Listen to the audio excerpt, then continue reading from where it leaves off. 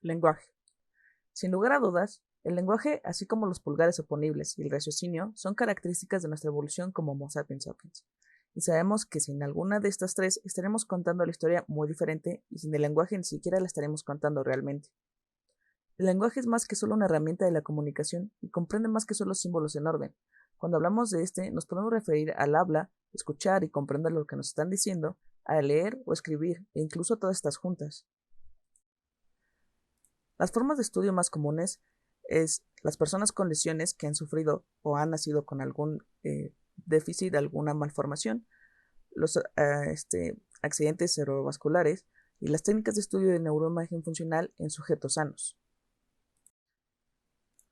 Si bien aún no contamos con un mapa exacto de la corteza y del cerebro donde se localiza el habla, sí sabemos que el lado izquierdo es el responsable de un 90% de la población. Esto se debe a la función lateralizada y es ahí donde podemos encontrar la gran mayoría de las anomalías lingüísticas. La razón de la especialización del hemisferio se debe a la capacidad tanto de análisis de los estímulos continuos como al control de movimientos voluntarios continuos, para lo cual el hemisferio izquierdo se encuentra en mayor medida especializado. Los investigadores encontraron que aunque la cantidad de agrupaciones en dicha región era la misma en el hemisferio izquierdo que en el derecho, el espacio entre ellas era un 20% mayor en el hemisferio izquierdo y que los axones que los interconectaban eran, asimismo, más abundantes. Si bien podremos decir que el hemisferio izquierdo tiene más carga en lo que respecta al lenguaje, eso no quiere decir que el hemisferio derecho no esté involucrado. Se ha encontrado que personas con lesiones en el hemisferio derecho tienen problemas con la prosodia y encuentran difícil la tarea, a veces imposible, de leer mapas y formas geométricas, incluso para hablar de ellas. Así que ambos hemisferios están implicados cuando hablamos del lenguaje y la comunicación completa y en forma. Los lóbulos temporal, occipital y parietal están implicados en el proceso del habla, pues para hacerlo, no solo es decir en orden las palabras con un significado coherente, sino también conlleva procesos como recuerdos, sensaciones, percepción, imaginación y un sinfín más que completan esta acción. Por ejemplo, en los lóbulos frontales se encargan de convertir las percepciones, recuerdos y pensamientos en palabras, que no es cosa sencilla. En ella existen muchos mecanismos que trabajan para dar coherencia a las oraciones que una persona pueda decir. El área de Broca, por otro lado, parece contener la secuencia de los movimientos musculares para producir las palabras. Articular palabras no es cosa sencilla. La simple acción de decir una sola palabra implica la coordinación de los movimientos de la lengua, labios, los músculos alrededor de la boca y las cuerdas vocales. Así que, si alguno de estos factores no está coordinado o no se tiene bajo control, las palabras producidas no sonarán como deberían si es que realmente alcanzan un sonido. Es así que la zona inferior caudal del lóbulo frontal izquierdo es el principal candidato para la programación de movimientos para la producción de palabras, aunado a su conexión directa con la corteza motora que coordina directamente dichos movimientos. Comprensión del habla. Hemos hablado de los casos cuando la comunicación inicia con el habla, pero esto es solo una parte de esta, ya que se requiere que alguien reciba el mensaje y para esto también hay muchísimos procesos implicados haciendo que funcione correctamente y se pueda tener una conversación. Podríamos dividir este proceso en dos. Primero, el escuchar las palabras y reconocerlas, y segundo, comprender dichas palabras para entender qué es lo que estamos escuchando.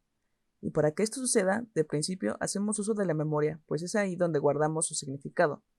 Al conocer una palabra, escucharla por primera vez, el área de Broca se encarga de procesarla por su sonido, pero también se comienzan los enlaces neuronales de la corteza asociativa para el significado de dicha palabra, para enlazarla con lo que ya sabemos previo a esa palabra y así se le asigna su significado. El área encargada de reconocimiento y significación está en el área de Wernicke, la cual podemos encontrar en el hemisferio izquierdo, en la parte media y posterior de la circunvalación temporal superior, que se encuentra muy cerca a la corteza auditiva primaria.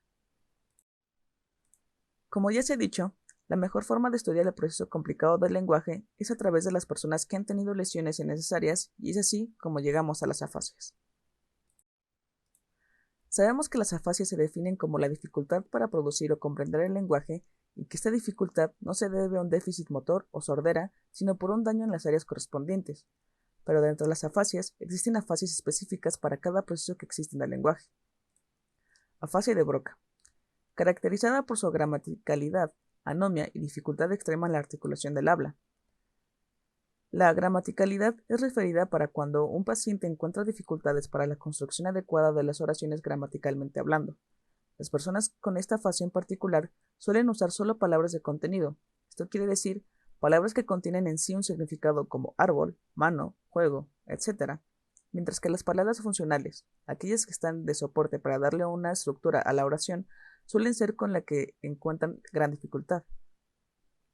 Los sujetos con esta fase también tienen un déficit en comprender la construcción gramatical, cuando se les pide señalar qué imagen representa la oración de forma adecuada debido al orden de las palabras.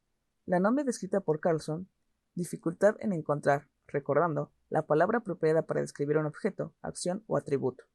Si bien la anomia está presente en todas las afasias, en los sujetos con afasia de Broca se hace más evidente. Por último, la dificultad de articulación es característica de los afásicos de Broca, ya que tienden a pronunciar de forma incorrecta las palabras a pesar de que notan su error e intentan corregirlo.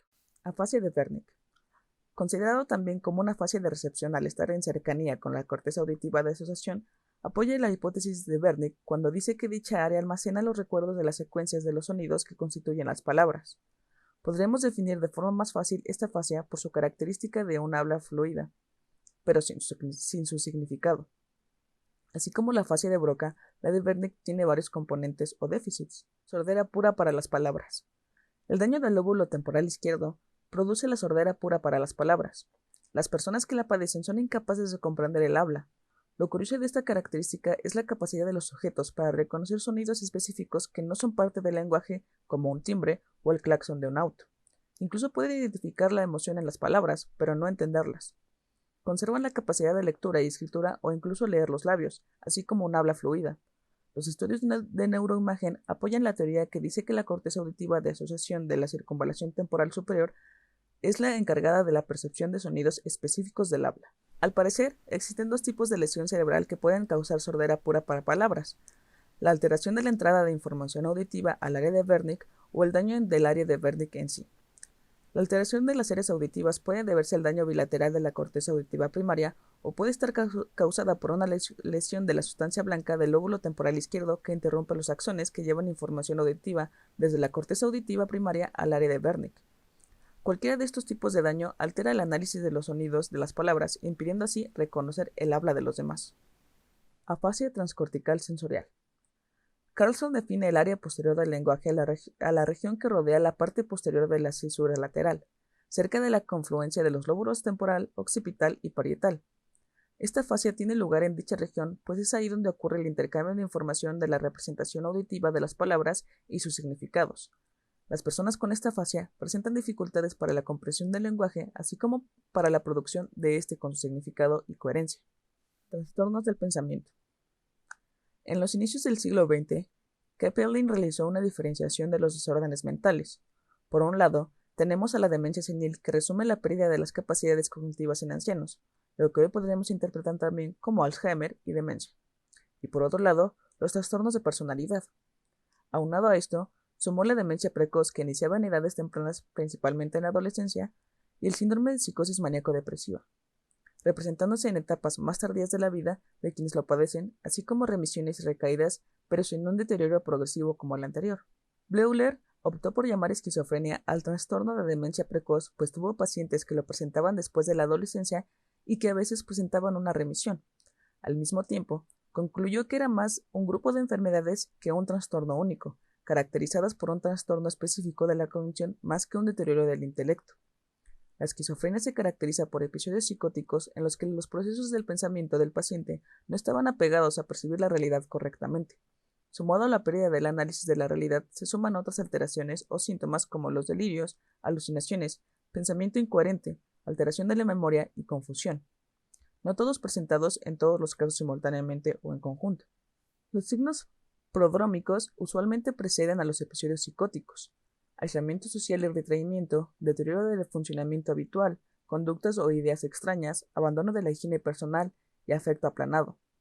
Una vez llegado el episodio psicótico, que puede no ser completamente visible por un tiempo, llegan los síntomas negativos. Actúa de forma excéntrica, socialmente aislado, afecto aplanado, empobrecimiento del impulso social, pobreza del habla, incapacidad para mantener la atención por largos periodos de tiempo, falta de motivación. Por otro lado, los síntomas positivos son delirios, alucinaciones importantes, ya sean auditivas, que son más comunes, o visuales, pensamiento alterado, incoherencia, pérdida de la asociación normal entre ideas o notable pobreza del lenguaje y el aplanamiento afectivo. Para el diagnóstico de esquizofrenia, se requiere que el paciente esté enfermo o presentando síntomas por al menos 6 meses, así como la presencia de una fase psicótica seguida de una fase residual. La esquizofrenia puede dividirse en 3 tipos: esquizofrenia paranoide, que se caracteriza por el delirio de persecución; esquizofrenia desorganizada, que se caracteriza por su aparición en edades tempranas y variedad de síntomas y deterioro de la personalidad; y la esquizofrenia catatónica, donde predomina el mutismo y posturas anómalas. El pronóstico de la esquizofrenia suele ser desfavorable, pues existen frecuentes recaídas con las cuales el deterioro se hace más presente. Dividiendo tanto los síntomas positivos y negativos, algunas investigaciones han concluido que, cuando los pacientes presentan un predominio de los síntomas negativos, la relación con la enfermedad es más grave, tiene un peor pronóstico, encuentran más alteraciones anatómicas en el cerebro y mayor pérdida de tejido cortical. Sin tener claro aún las causas específicas de la esquizofrenia, la más visible es la predisposición genética. Kalman encontró una incidencia de un 15% entre los familiares directos de los pacientes, aunque aún no se ha encontrado la base genética. Bien podría alegarse el parecido en métodos de crianza, nivel de vida, estatus social, hábitos y demás características que podrían compartir los pacientes dentro de las relaciones familiares y sociales. Para dar más luz a la hipótesis genética, se realizaron estudios con gemelos monocigóticos y disigóticos, los cuales arrojaron una concordancia de un 45% en los primeros y un 15% en los últimos, apoyando así dicha teoría, pero sin ser completamente concluyente.